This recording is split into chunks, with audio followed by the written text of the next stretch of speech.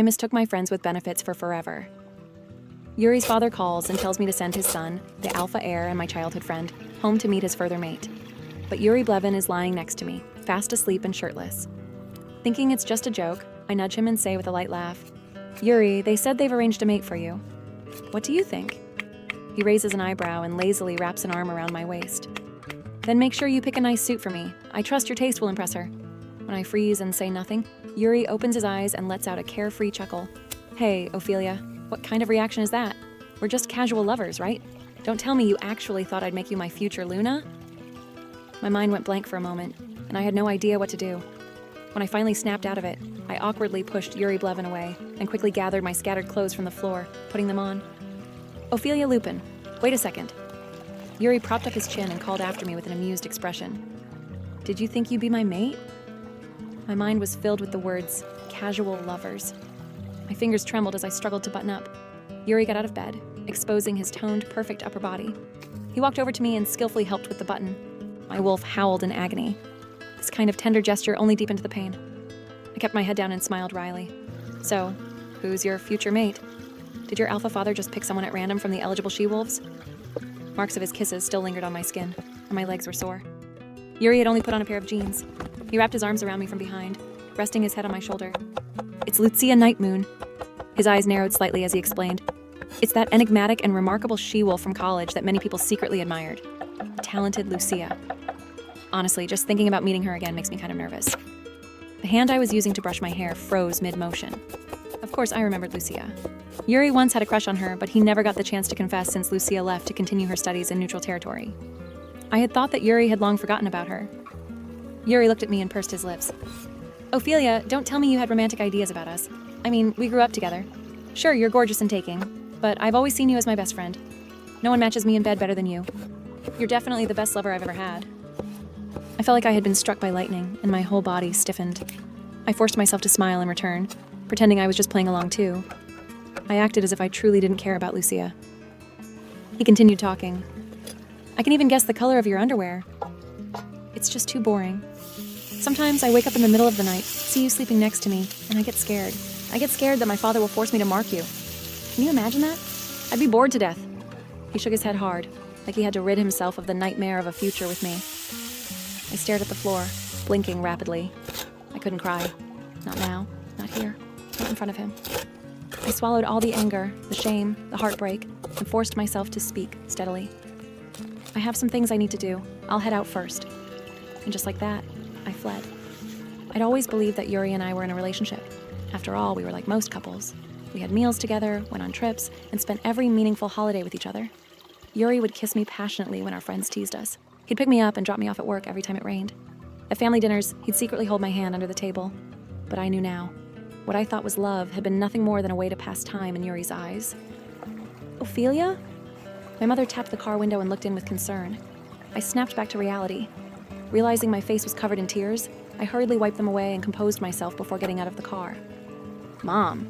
I didn't want her to see my swollen eyes, so I hugged her tightly with a smile. "I missed you." My mother gently patted my back, looking slightly relieved. "Why were you sitting alone in the car instead of coming inside? You gave me a scare." I didn't answer. Then she seemed to remember something and said, "Right, Ophelia. Yuri's future mate is coming soon. Alpha and Luna are taking it seriously, and Yuri's been preparing for it for a while. He said he's worried the she-wolf might feel uncomfortable, and having another she-wolf around might help.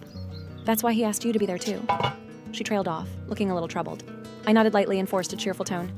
"Don't worry, Mom. I'll make her feel right at home. Don't you trust my charm?" My mother sighed and stroked my head with affection. She had always known about my feelings for Yuri. After all, I had a photo of Yuri and me framed right by my bedside. I had carefully kept every gift he'd ever given me, never letting anyone else touch them. There was also that box full of unsent love letters I'd written to him. I had never been able to hide my feelings for him. As I walked beside my mother, I suddenly suggested, "Dad's stepping down from his beta position next month. Why don't we move somewhere farther away?" She paused for a moment. I clung to her arm and said sweetly, "You and Dad have stayed in the Moonfang Pack your whole lives. I know you've always wanted to live somewhere with better weather. Why don't we visit some beautiful places together now that we have the time?" I added, "Right now, I just want to be with the two of you." Sitting in Yuri's living room with my parents, I felt uncomfortable for the first time.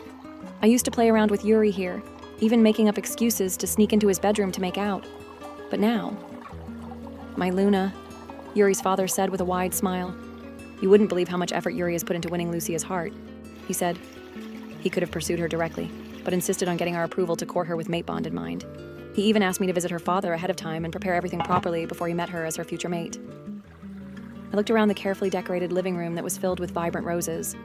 The table was set with high-end delicacies for guests. Even the little pet dog had been dressed up with a cute bow tie. Yuri stood in front of the mirror, straightening his collar and fixing his hair over and over again, refusing to allow a single flaw in his appearance. The irony was suffocating. Just yesterday, we had been together in bed.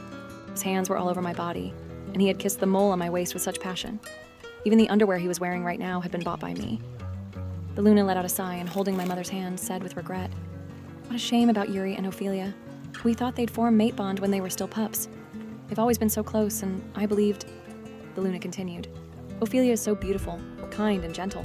I've always adored her, but I guess they're not meant to be mate to each other." I kept my head down and said nothing. I was afraid my tears would fall in front of everyone if I got too emotional. Yuri frowned and said impatiently, "Mom?" "I've always seen Ophelia as a close friend. Don't overthink it. Besides, that was just a joke from childhood. It doesn't mean anything. Don't let Lucia hear about this. What if she misunderstands and gets upset?" He had no regard for the dignity of his elders. His gaze shifted to me, as if I had somehow asked the Luna to favor me, and said coldly, "Ophelia, where's that heirloom bracelet my mother gave you?" When I stayed silent, he walked straight over and yanked my arm roughly. "That bracelet was meant for my mate. Give it back." Before he could finish, the expressions on everyone's faces changed. In an instant, the atmosphere turned tense. My mother was just about to stand up to stop Yuri when the Luna got there first.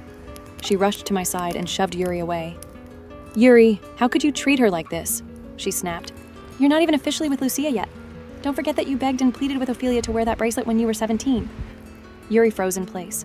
His mind went blank for a second as long-buried memories resurfaced. When I was 18, someone began aggressively courting me. He had gotten drunk when he heard it. That night, he stole the family heirloom bracelet that was originally only meant to be worn by the pack Luna and staggered to my doorstep, slurring my name. He had said in a low voice, nearly in tears, "Put it on. Please, you can only belong to me." Back in the present, he took a deep breath, loosened his tie, and smiled. "Forget it. It's just a bracelet. I don't believe in taking back gifts. Keep it, Ophelia."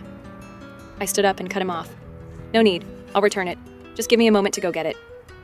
Before anyone could stop me, I quickly turned around and walked away. I pressed my lips together, praying they wouldn't betray the chaos beneath.